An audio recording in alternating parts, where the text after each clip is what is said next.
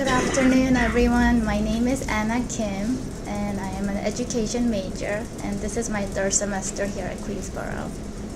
I've had the honor to interview Miss Anita Weisbord last Saturday, and this is my final reflection of the interview. Just a little louder, okay?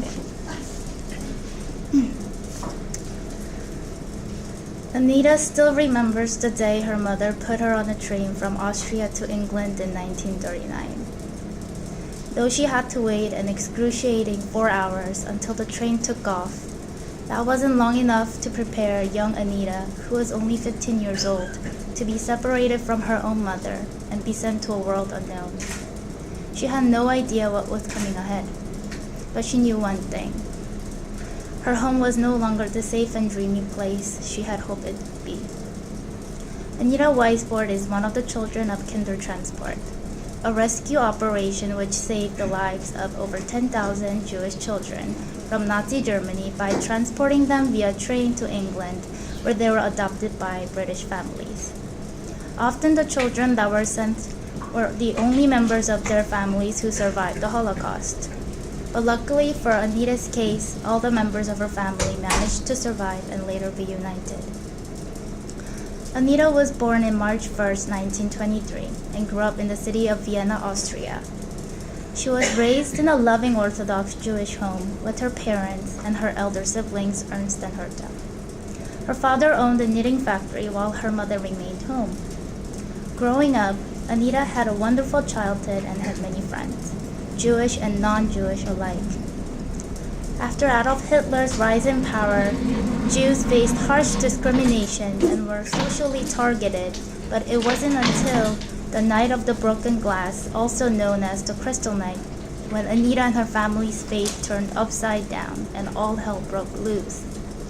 On the night of Crystal Night on November 9, 1937, 91 Jews were killed in the attacks.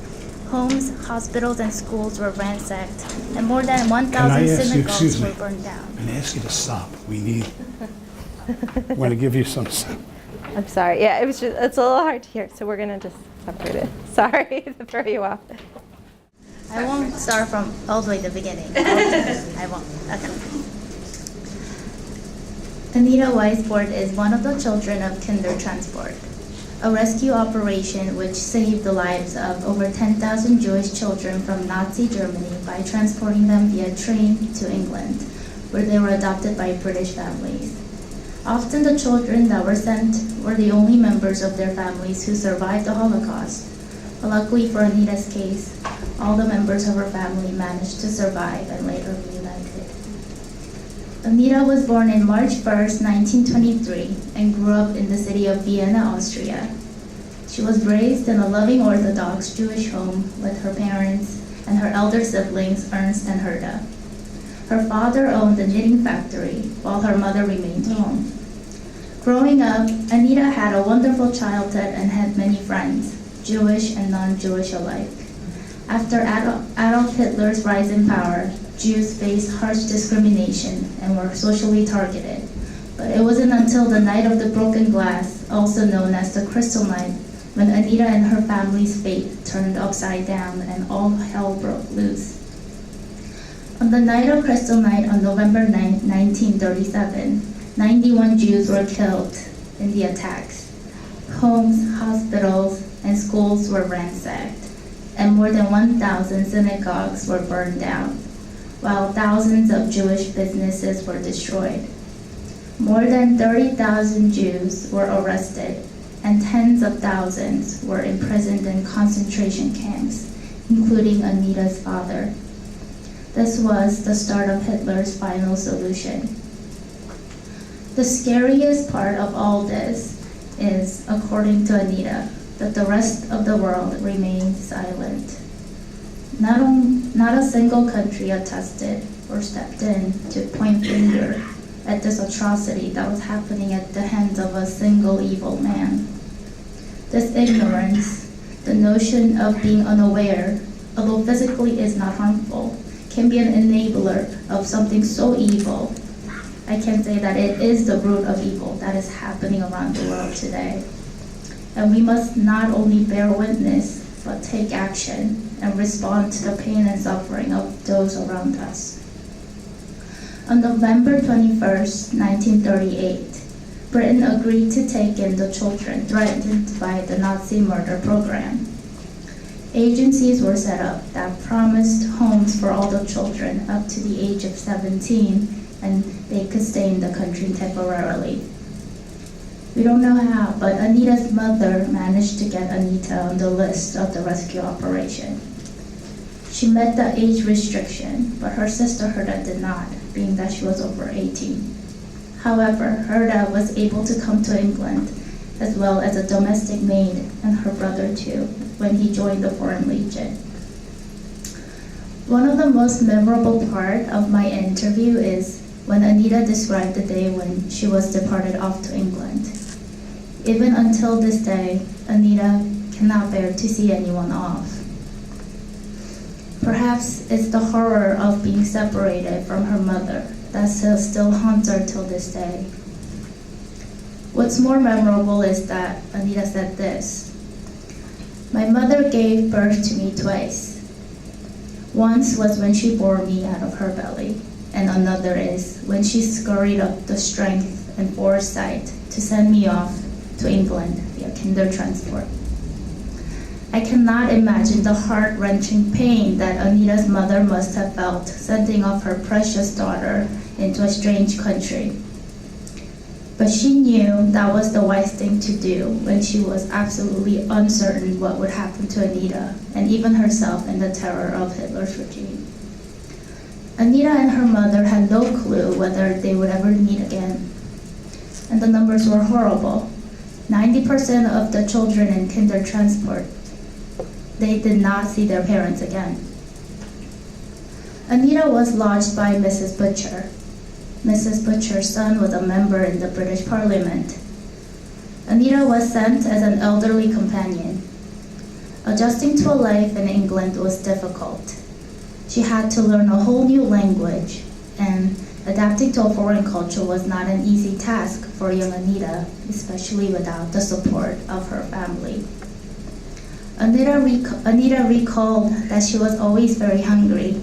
As a growing teenager with a voracious appetite, being only met with small, tiny tea sandwiches and little portions of an elderly woman.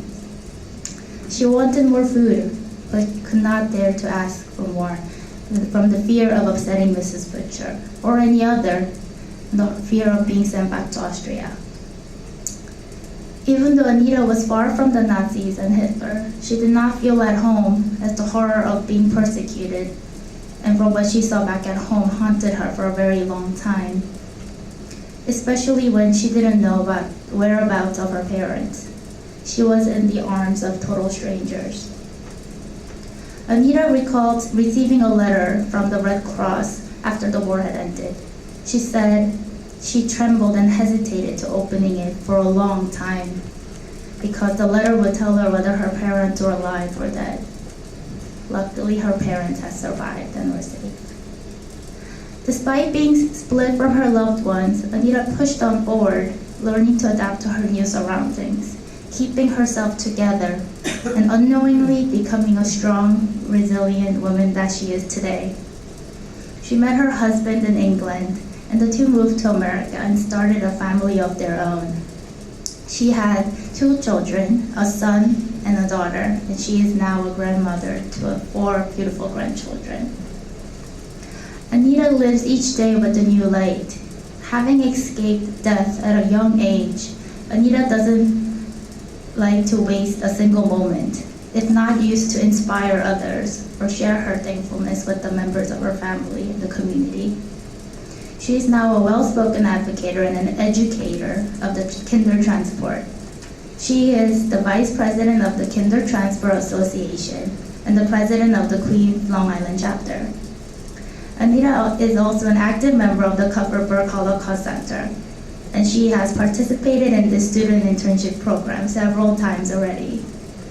As a woman in her 90s, it's so amazing to see her unyielding energy and passion to be involved and spreading awareness for the young generation. Her participation in this interview with me showed me just how much she cares about the social injustice going around the world today. She told me that through this internship, she would like more people to become not just aware of the Holocaust, but also of other war crimes and atrocities that are happening in other nations currently. Anita keeps herself so busy that I've come to a conclusion that that must be the reason for her blissful youth even in her 90s. Age cannot simply catch up to a woman who's so busy living life to fullest, doing charity work, simply enjoying life and sharing her inspiring stories to others. Anita left me with the last remark by showing me one of the quotes she had read in a book. And it goes like this. Still, while no man is responsible for what his ancestors have done, he is responsible for what he does with that memory. I want to take this time to promise to Anita that I will not just remember her story, but use her story to inspire others, raise more awareness. More importantly, I myself to become a more humble, grateful individual, to appreciate simple joys of life, including my family's.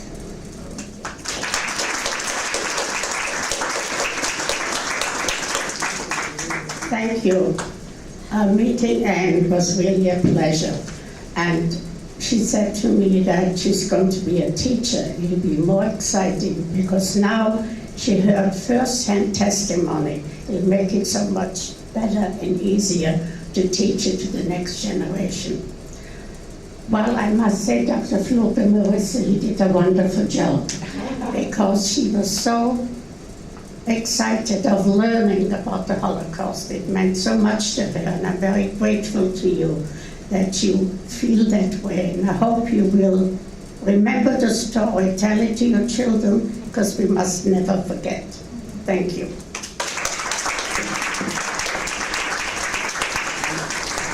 Anna, before you go, here's your certificate. Before you, don't go yet. Don't go yet. Now, this particular internship was endowed by Dr. Marlene Blumen, and it is called the Joanne Blumen Internship Project. Maybe you'd like to say a few words about it. Certainly the love that I have for my sister was supreme, but if I think about my sister, I think of the characteristics of her persistence and her resilience, and I think that is so awe-inspiring when I see those two characteristics in survivors. And whether the genocide is from the Holocaust or from whatever man's inhumanity demand, I'm so honored that this is going to continue the education of those events. Great.